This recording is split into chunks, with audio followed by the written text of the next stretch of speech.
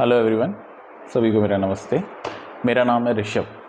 आज से मैं अपना एक यूट्यूब चैनल स्टार्ट करने जा रहा हूँ जिसका नाम है रिश्ता ऑफ मैथ।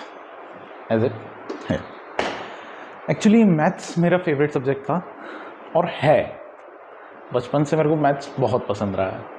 कभी कोई पूछता था कि आप क्या बनोगे, क्या करना चाहते हो लाइफ के साथ, तो कोई एग्जैक्ट आंसर तो नहीं होता था, लेकिन हाँ मैथ्स इतनी पसंद थी कि मैं बस सोचता हूँ मैथ्स में कुछ करना।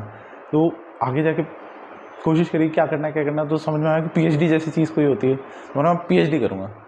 लेकिन ऐसा कुछ हुआ नहीं, नॉर्मल सी स्टडीज़ करी। बट अब मैं अपने प्यार को आगे बढ़ाना चाह रहा हूँ आपके साथ मिलके। आज से मैं अपना एक चैनल स्टार्ट किया है। इस चैनल पर मैं मैथ्स से रिलेटेड वीडियोस डालूंगा। किस लिए? 8 से 10 तक के लिए। तो मेरी जो सीरीज़ है अभी 8 से स्टार्ट होगी और एज ए ग्रोइंग ये 12 तक जाएगी। तो आपकी एनसीईआरटी को लेकर मैं पढ़ाना शुरू करूँगा आपको।